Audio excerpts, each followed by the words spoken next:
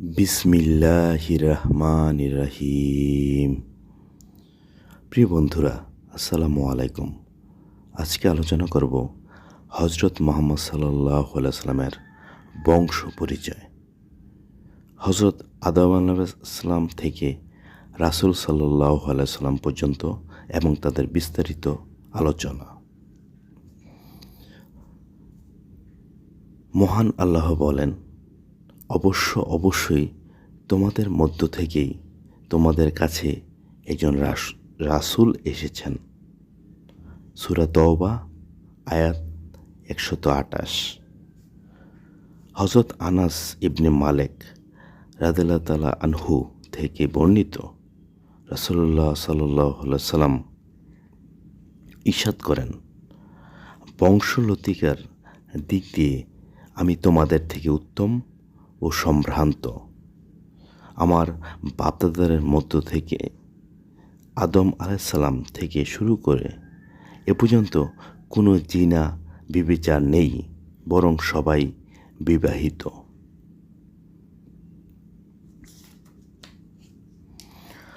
সৎকর্মশীল বান্দা, যাদেরকে মহান আল্লাহ নবুয়ত ও রিসালাতের জন্য মনোনীত করেন, তাদের বংশ পরস্পরা এমনই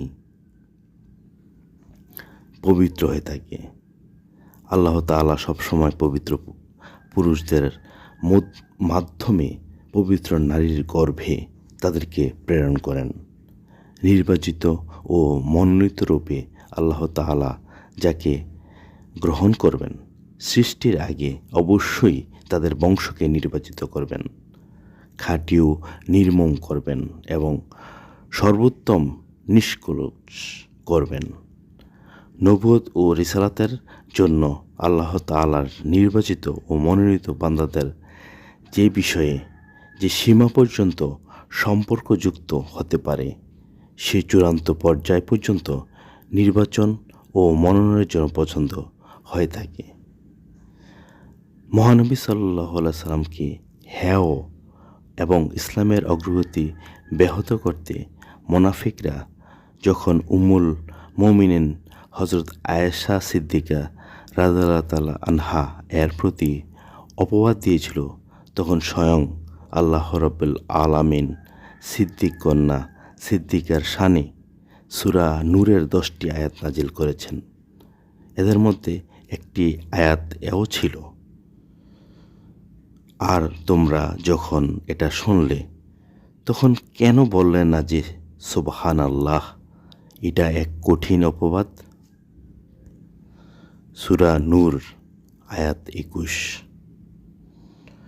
অর্থাৎ, হে মুসলমানগণ, এই ঘটনা শোনা মাত্রই তোমাদের বলা উচিত ছিল সব পবিত্রতা আল্লাহর।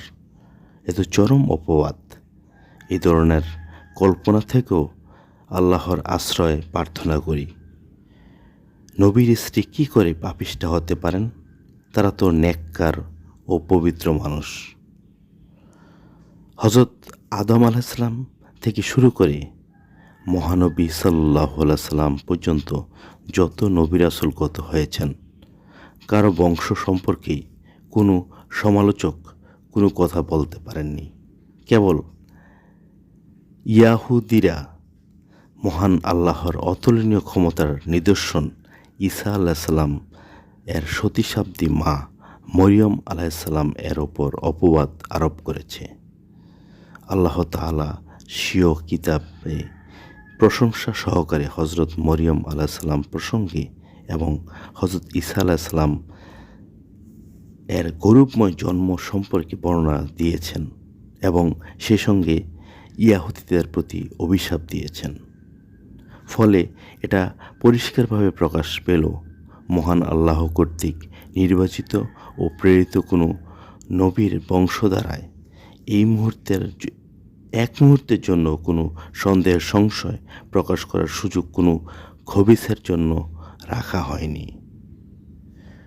রোমের সম্রাট যখন আবু সুফিয়ানের কাছে নবী মুহাম্মদ সাল্লাল্লাহু আলাইহি সাল্লামের বংশ সম্পর্কে প্রশ্ন করলেন, তোমাদের মধ্যে তার বংশমর্যাদা কেমন? সহিহ বুখারীর এই বাক্যে আছে, আবু সুফিয়ান জবাব দিলেন, তিনি আমাদের মধ্যে সম্ভ্রান্ত বংশীয় লোক।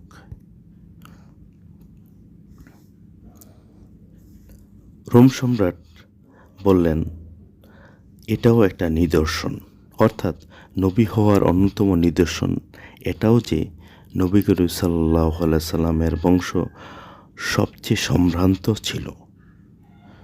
সহিহ বুখারীর রিওয়ায়েতে রয়েছে যে আবু সুফিয়ানের জবাব শুনে সম্রাট বললেন, নবীগণ সর্বদা সম্ভ্রান্ত বংশেরই হয়ে থাকেন। আমাদের প্রিয় নবী হযরত মুহাম্মদ সাল্লাল্লাহু আলাইহি সাল্লামের বংশলতিকা যা গোটা বিশ্বের সম্ভ্রান্ত বংশলতিকা থেকে উন্নত, অগ্রগামী এবং সবচেয়ে উত্তম ও শ্রেষ্ঠ। যেমন সাইয়েদনা মাওলানা মুহাম্মদ ইবনে আবদুল্লাহ ইবনে আব্দুল মোত্তালিব ইবনে হাসিম ইবনে আব্দে মানাফ ইবনে কুসাই ইবনে কিলাব ইবনে মুররা ইবনে কাব ইবনে লুসাই ইবনে গালিব ইবনে ফিহর ইবনে মালিক ইবনে নাজর ইবনে কিনানা ইবনে খোজাইমা, প্রথম মুদ্রিকা ইবনে ইলিয়াস ইবনে মোজার ইবনে নিজার ইবনে মাআদ ইবনে আদনান। বুখারী শরীফ। হাফিজ ইবনে হাজার আসকালানি রহমতুল্লাহ আলাইহি বলেন, ইমাম বুখারী রহমতুল্লাহ আলাইহি তার জামে সহিহতে এই পবিত্র বংশ পরম্পরা কেবল আদনান পর্যন্ত উল্লেখ করেছেন। আদনান পর্যন্ত বংশ পরম্পরা সব বংশ বিশেষজ্ঞদের কাছে গ্রহণযোগ্য, এতে কারো দ্বিমত নেই। এবং আদনানের পূর্বপুরুষ ইসমাইল আলাইহিস সালাম এর বংশধর হওয়াটাও সবার কাছে গ্রহণযোগ্য। দ্বিমত শুধু এই ব্যাপারে যে আদনান থেকে হজরত ইসমাইল আলাইহিস সালাম পর্যন্ত কত পুরুষ ছিল। এটা কেউ 30 বলেছেন, আবার কেউ বলেছেন 40, আল্লাহই ভালো জানেন। হজরত আবদুল্লাহ ইবনে আব্বাস রাদিয়াল্লাহু তাআলা আনহু থেকে বর্ণিত, নবী করিম সাল্লাল্লাহু আলাইহি সাল্লাম যখন তার পবিত্র বংশলতিকে বর্ণনা করতেন, তখন আদনান থেকে ঊর্ধ্বে বর্ণনা করতেন না। মায়ের দিক থেকে বংশলতিকা। এতক্ষণ যে বংশলতিকা বর্ণনা করা হয়েছে তা ছিল পিতা ও দাদার কাছ থেকে।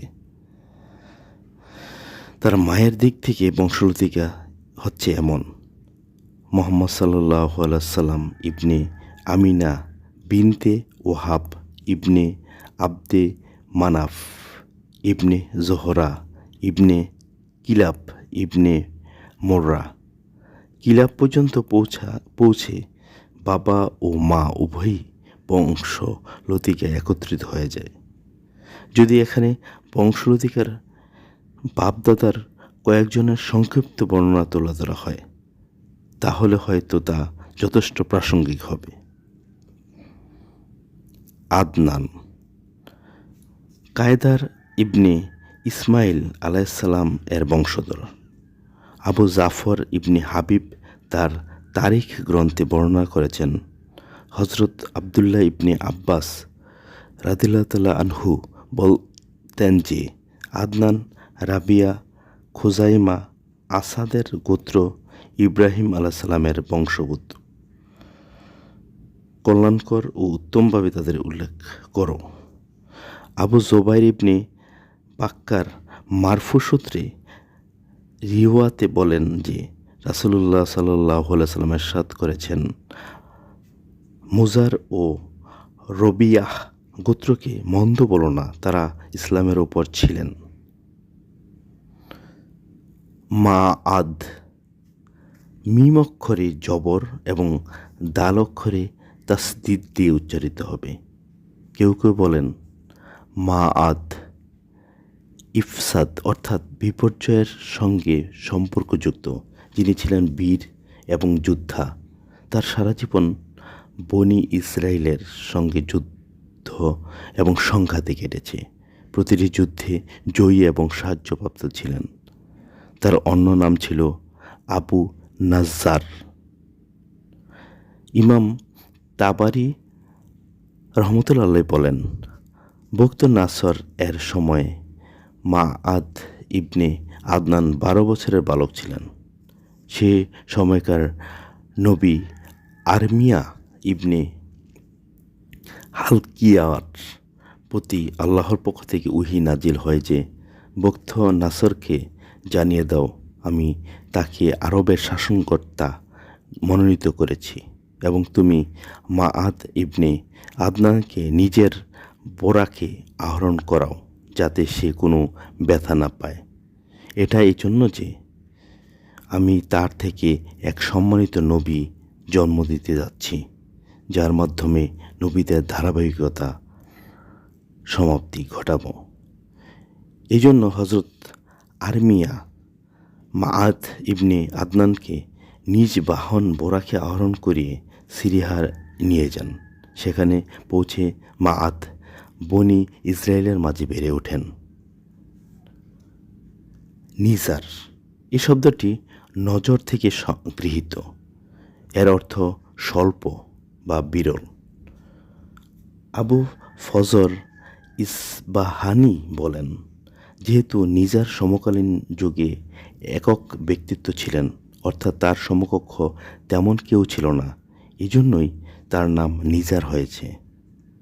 আল্লামা সোহাইলি বলেন, যখন নিজার জন্মেছিল তখন তার কপালে নূরে মোহাম্মদী সাল্লাল্লাহু আলাইহি সাল্লাম চমকাচ্ছিল। এটা দেখে তার বাবা খুবই খুশি হন। খুশিতে তিনি সবাইকে দাওয়াত করেন এবং বলেন, এসব কিছুই এই নবজাতকের মোকাবেলায় খুবই নগণ্য। এই কারণেই তার নাম নিজার রাখা হয়েছে।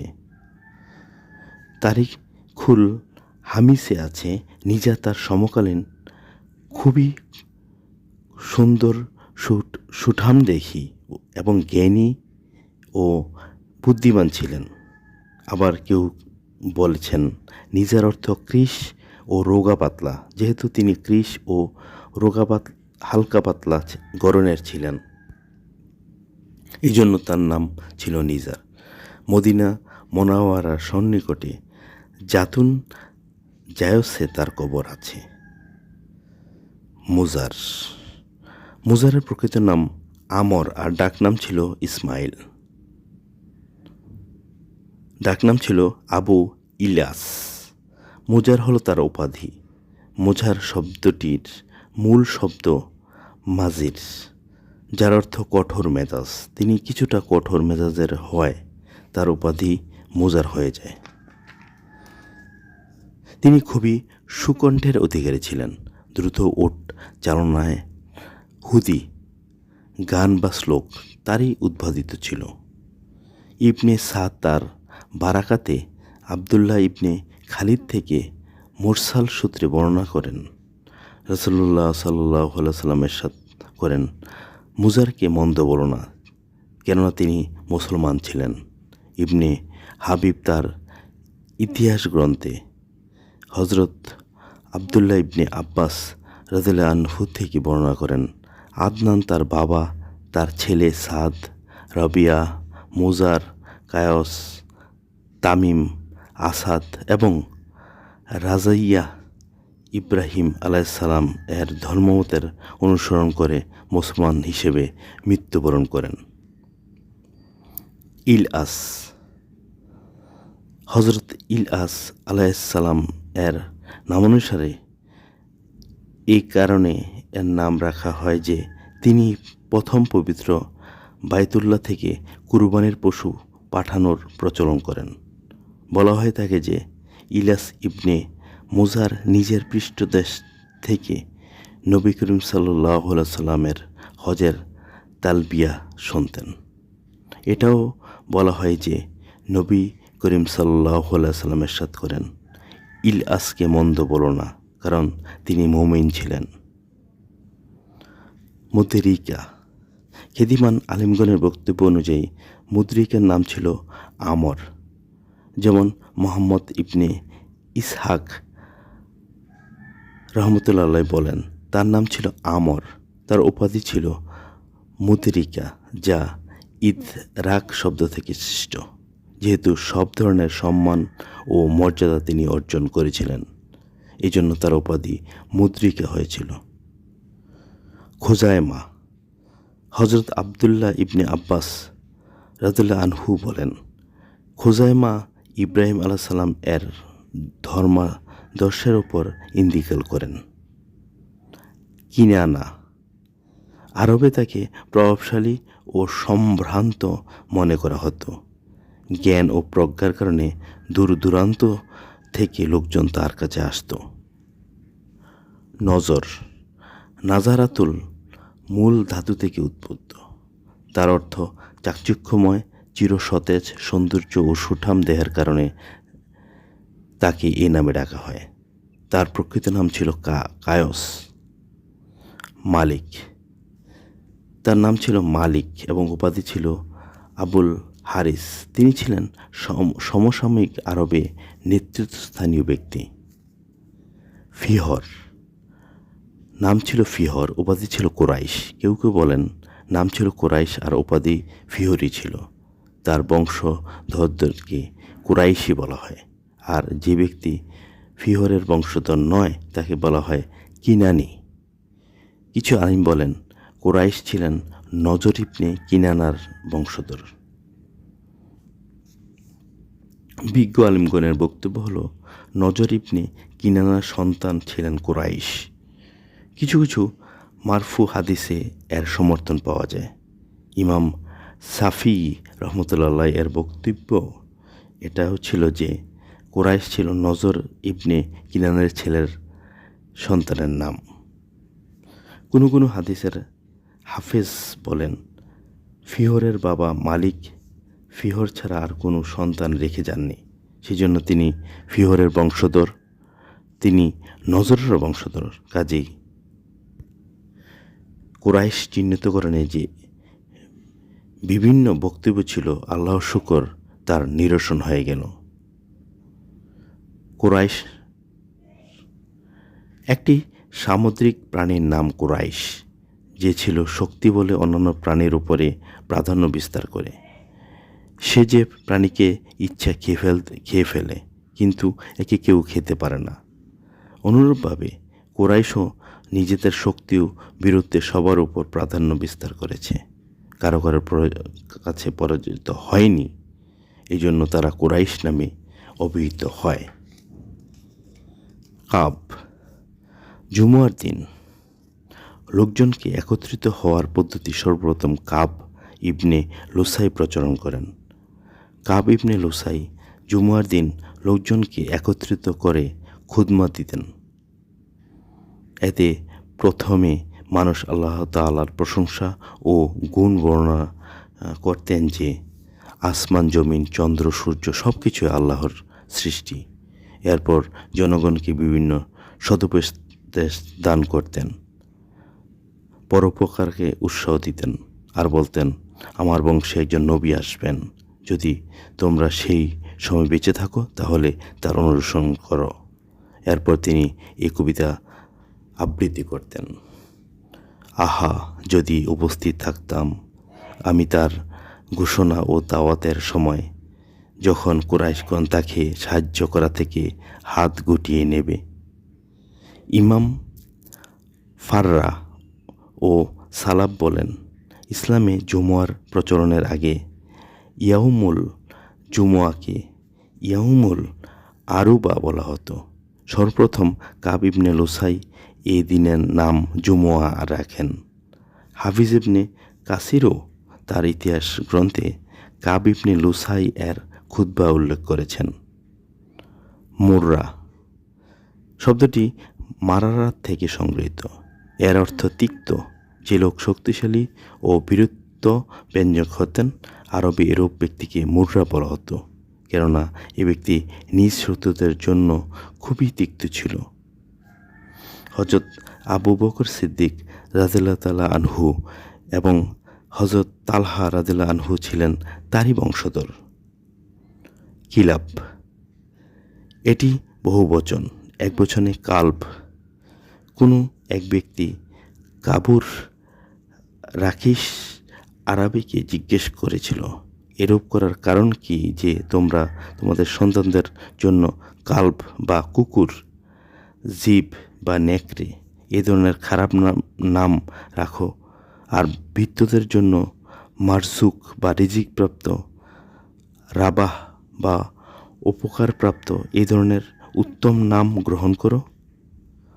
আবুর রাখিস আরাবি জবাব দিলেন যে, আমরা সন্তানদের নাম দুশমনদের জন্য এবং ভৃত্যদের নাম আমাদের জন্য রাখি, অর্থাৎ ভৃত্য তো কেবল আমাদের সেবা করার জন্য রাখা হয়।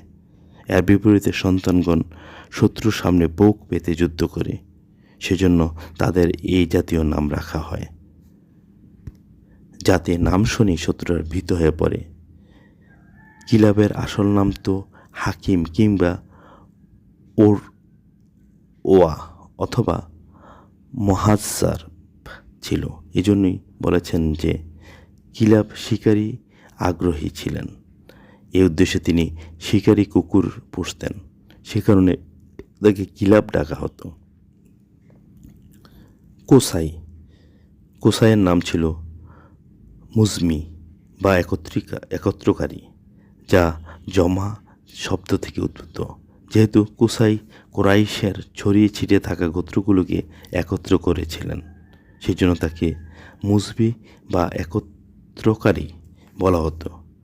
কোরাইশরা প্রথমে বিক্ষিপ্ত ছিল এবং এক স্থানে বসবাস করতে ছিল না। কেউ ছিল পাহাড়ে, কেউ ময়দানে, কেউ উপত্যকায়, কেউ নির্দিষ্ট কোনো জায়গায়, আবার কেউ ছিল গুহায়। কুসাই সব গোত্রকে মক্কার আশ্রয়ে একত্রিত করেন এবং প্রত্যেকের জন্য আলাদা আলাদা আবাসের জন্য স্থান চিহ্নিত করে দেন। এই জন্য তিনি সবাইকে একত্রিত করেন। তখন থেকে তাকে মুসমি বলে সম্বোধন করা হতে থাকে। যেমনটি জৈনক কবি বলেছেন, তোমাদের বাবা কুসাইকে মুজাম্মি বলে সম্বোধন করা হতো এই জন্য যে তার মাধ্যমে আল্লাহ ফিহর সম্প্রদায়কে একত্রিত করেছিলেন। আব্দে মানাফ, ইমাম সাফি রহমতুল্লাহ বলেন, আব্দে মানাফের নাম ছিল মুগিরা। তিনি দেখতে খুবই সুঠাম ও সুন্দর ছিলেন, এই জন্য তাকে কামারুল বাথাউ বলা হতো। মুসা ইবনে উকবা রিওয়াতে বলেন, কোনো কোনো প্রস্তরখণ্ডে এ ধরনের শিখাও পাওয়া গেছে। আমি কুসাই পুত্র মুগিরা আল্লাহকে ভয় করা ও আত্মীয়তার সম্পর্ক বজায় রাখার নির্দেশ দিচ্ছি। হাশিম, ইমাম মালিক ও ইমাম সাফি রহমতুল্লাহ বলেন, হাশিমের নাম ছিল আমর। মক্কায় তখন প্রচণ্ড অভাব দেখা দিয়েছিল। হাশিম ঝোলের মধ্যে টুকরো করা রুটি মক্কাবাসীকে খাওয়ানোর ব্যবস্থা করেছিলেন, এই জন্য তার নাম দেওয়া হয় হাশিম। উচ্চ মর্যাদার অধিকারী আমর নিজ সম্প্রদায় এবং মক্কাবাসীকে সারিদ প্রস্তুত করে খাইয়েছিলেন। আর এই সময় মক্কার লোকজন দুর্ভিক্ষের কারণে দুর্বল ও অসমর্থ ছিল। একবার নয় বরং বারবার তিনি মক্কাবাসীদের খাদ্যের ব্যবস্থা করেছিলেন। অত্যন্ত দানশীল ছিলেন তিনি। তার দস্তরখান ছিল খুবই প্রশস্ত। সব ধরনের লোকের জন্য তার দস্তরখান ছিল খোলা। গরিব মুসাফিরকে ওট দান করতেন। খুবই সুঠামদেহী ও সৌন্দর্যের অধিকারী ছিলেন। নবুয়তের নূর তার কপালে চমকাত। বনি ইসরাইল আলিমগণ যখন তাকে দেখত, সিজদায় লুটিয়ে পড়ত এবং তার হাতে চুমু দিত। আরবের গোত্রগুলো ও বনি ইসরাইলের আলিমগণ বিয়ে করার জন্য নিজেদের কন্যাদের হাশিমের সামনে পেশ করত। এমনকি একবার রোম সম্রাট হিরাক্লিয়াস হাশিমকে পত্র লিখলেন যে, আপনার শ্রেষ্ঠত্ব ও ঔদার্যের খবর আমাদের কাছে পৌঁছেছে। আমি অপূর্ব সৌন্দর্যের অধিকারী আমার শাহজাদিকে আপনার সঙ্গে বিয়ে দেওয়ার ইচ্ছা পোষণ করি। আপনি এখানে চলে আসুন যাতে আমি আমার ইচ্ছা পোষণ করতে পারি। কিন্তু হাসিম শাহজাদিকে বিয়ে করতে অস্বীকার করেন। রোম সম্রাটের উদ্দেশ্য ছিল যে এই নবুয়তের নূর যা হাসিমের কপালে চমকাতো একে নিজের পরিবারের অন্তর্ভুক্ত করে নেয়া। জানা যায় যে মৃত্যুকালে হাসিমের বয়স ছিল মাত্র 25 বছর। হাসিম প্রথমে কুরাইশদের মধ্যে এ প্রথা চালু করেন যে বাণিজ্য কাফিলা বছরে মাত্র 2 বার যাত্রা করবে, গ্রীষ্মকালে সিরিয়া এবং শীতকালে ইয়েমেনে। এরপর থেকে এই নিয়মেই প্রতি মৌসুমে কাফেলা যাত্রা করত। নিথর প্রান্তর, শুষ্ক মরুভূমি ও জলস্থল মারিয়ে শীত মৌসুমে ইয়েমেন ও আবিসিনিয়া পর্যন্ত পৌঁছাত। আবিসিনিয়ার শাসক নাজ্জাসি হাসিমকে আতিথেয়তা করতেন এবং উপঢৌকন দিতেন। আর গ্রীষ্ম মৌসুমে সিরিয়া, গাজা ও আঙ্কারা, যা সে যুগে রোম সম্রাটের রাজধানী ছিল, পর্যন্ত পৌঁছতেন। রোম সম্রাট হাসিমকে অত্যন্ত শ্রদ্ধা করতেন এবং উপঢৌকন প্রদান করতেন। হাসিম ইয়েমেন ও রোম শাসকের কাছ থেকে এ বাণিজ্য কাফেলার জন্য বাণিজ্য সহযোগিতা ও নিরাপত্তার নির্দেশমালা সংগ্রহ করেন। আরবের পথঘাট যেহেতু সাধারণ নিরাপদ ছিল না, তাই তিনি পরিপার্শ্বের গোত্রগুলোর সঙ্গে এ মর্মে চুক্তি করেন যে আমরা তোমাদের প্রয়োজন মেটানোর সহায়তা করব, বিনিময়ে তোমরা তোমাদের বাণিজ্য কাফেলার ক্ষতি করতে পারবে না। হাসিমের এই প্রচেষ্টার ফলে আরবের পুরো পথঘাট নিরাপদ হয়ে গিয়েছিল। মহান আল্লাহ রাব্বুল আলামিন কুরাইশকে এই পুরস্কারের কথা স্মরণ করিয়ে দিয়ে বলেন, যেহেতু কুরাইশদের আসক্তি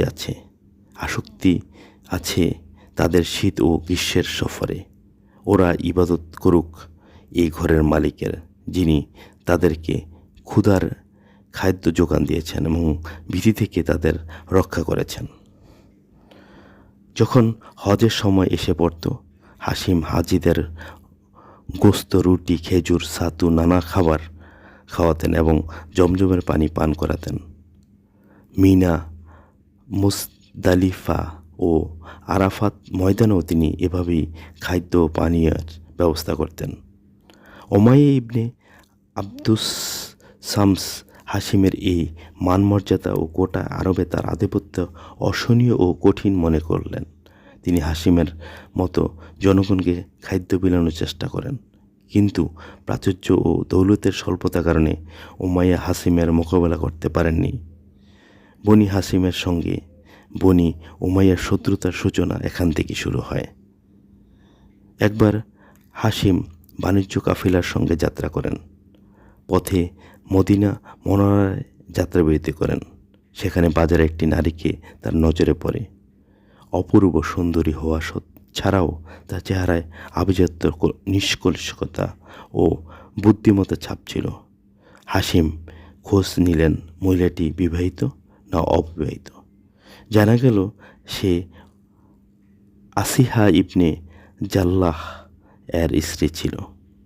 তার গর্ভে ওমর ও মাবআদ নামক দুটি পুত্র সন্তান জন্মগ্রহণ করে। পরে আসিহা তাকে তালাক দেয়। হাসিম তাকে বিয়ের প্রস্তাব করেন। হাসিমের আভিজাত্য ও আত্মসম্মান লক্ষ্য করে মহিলাটি তার প্রস্তাবে রাজি হন। ফলে বিয়ে হয়ে যায়। সে মহিলাটির নাম ছিল সালমা বিনতে আমর। তারা ছিল বনি নাজ্জার গোত্রভুক্ত। বিয়ের পর হাসিম ভুরিভোজের আয়োজন করেন, যাতে কাফেলার সব লোক অংশগ্রহণ করে। এছাড়া খাজরাজ গোত্রের কিছু লোককেও দাওয়াত দেওয়া হয়। বিয়ের পর হাসিম কিছুদিন মদিনায় অবস্থান করেন, আর সালমা গর্ভবতী হয়ে যান। ফলে একটি পুত্র সন্তান জন্ম নেয়। জন্মের পর তার মাথায় একটি চুল সাদা ছিল, ফলে তার নাম সাহেবা বা বৃদ্ধ রাখা হয়। হাশিম কাফেলার সঙ্গে গাজা অঞ্চলে রওনা হন। গাজায় পৌঁছে তিনি ইন্তিকাল করেন এবং তাকে সেখানেই দাফন করা হয়। আব্দুল মোত্তালিব নাম ছিল সায়বাতুল হামদ। নামটি পরিবর্তনের পেছনে একটি ঘটনা রয়েছে। হাশিমের ইন্তেকালের পর আব্দুল মোত্তালিবের মা দীর্ঘদিন পর্যন্ত মদিনা মুনাওয়ারায় নিজ গোত্র বনি খাজরাজের সঙ্গে অবস্থান করেন। যখন একমাত্র ছেলে সাহেবা একটু বড় হন, তখন তার চাচা মোত্তালিব তাকে নিয়ে মক্কা যেতে মদিনা আসেন। যখন তাকে নিয়ে মক্কা উদ্দেশ্যে ফিরে যান, তখন মক্কা প্রবেশের সময় সাহেবা দাদা মোত্তালিবের পেছনে উটের পিঠে বসা ছিলেন। তার পোশাক পরিচ্ছদ ছিল ময়লা ও ধুলিমলিন। চেহারা থেকে অসহায়ত্বের ভাব ফুটে উঠেছিল। ছেলেটি সম্পর্কে লোকজন মোত্তালিবকে জিজ্ঞেস করল। তিনি লজ্জাবশত জবাব দিলেন, এটি আমার গোলাম, যাতে লোকজন এটা বলতে না পারে যে ভাতিজার পোশাকাদি এত নোংরা। এই কারণে সায়বাতুল হামদ আব্দুল মোত্তালিব নামে প্রসিদ্ধ হয়ে যান। মোত্তালিব মক্কায় পৌঁছে ভ্রাতুষ্পুত্রকে উত্তম পোশাক বানিয়ে দিলেন এবং সবার কাছে প্রকাশ করলেন যে এটি আমার ভাতিজা। তিনি দৃষ্টিকারা সৌন্দর্য হতে পেরেছিলেন।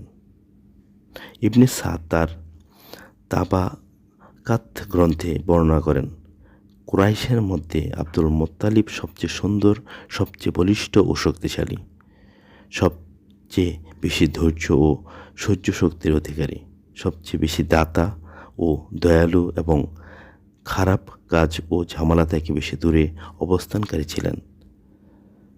আর তিনি ছিলেন কুরাইশদের মনোনীত নেতা। আব্দুল মোত্তালিবের দয়াদাক্ষিণ্য তার বাবা হাশিমের চেয়ে বেশি ছিল। তার মেহমানদারি মানুষের পর্যায়ে ছাড়িয়ে পশু পাখি পর্যন্ত পৌঁছায়। এ কারণে আরববাসী তাকে ফাইয়াজ বা পরম দাতা বা আকাশের পাখিদের খাদ্যদানকারী উপাধি দ্বারা স্মরণ করত। মদ্যপানকে তিনি নিজের জন্য হারাম করে নেন। পবিত্র রমজান মাস এলে তিনি ফকির মিসকিনকে খাদ্যদানের পরিমাণ বাড়িয়ে দিতেন। আব্দুল মোত্তালিবই হেরা গুহায় নির্জন ইবাদতের যাত্রা করেছিলেন।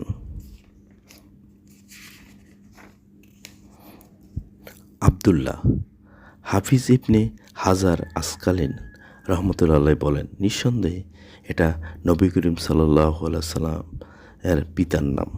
এটা ওই নাম যা আল্লাহ তাআলার কাছে সর্বাধিক প্রিয়, যেমনটি হাদিস শরীফে বর্ণিত আছে। ওই দুটি নাম আল্লাহর কাছে সর্বাধিক প্রিয়, একটি আব্দুল্লাহ এবং দ্বিতীয়টি আব্দুর রহমান। মুসলিম। আশ্চর্যের কিছুই নেই যে হযরত আব্দুল্লাহর জন্মকালীন আব্দুল মোত্তালিবের অন্তরে আল্লাহর পক্ষ থেকে বিশেষভাবে জাগরুক করে দেয়া হয়েছিল যে এই পূর্ণময় সন্তানটির এমন একটি নাম রাখো যা আল্লাহর কাছে খুবই প্রিয়। হযরত কায়েস ইবনে মাখরামা রাদিয়াল্লাহু আনহু থেকে বর্ণিত যে হযরত নবী করিম সাল্লাল্লাহু আলাইহি সাল্লামের মাতৃগর্ভে থাকা অবস্থায় আব্দুল্লাহর ইন্তেকাল করেন। হাকিম বলেন, ইন্তেকালের সময় আব্দুল্লাহর বয়স মতভেদে 30, 25, 28 কিংবা 18 ছিল। মৃত্যুকালে আব্দুল্লাহ পরিত্যক্ত সম্পদ নিজেকে হিসেবে রেখে যান 5টি ওট, কয়েকটি ছাগল এবং একটি বাদী, যার উপনাম ছিল উম্মে আয়মান, যার মূল নাম ছিল বরকত।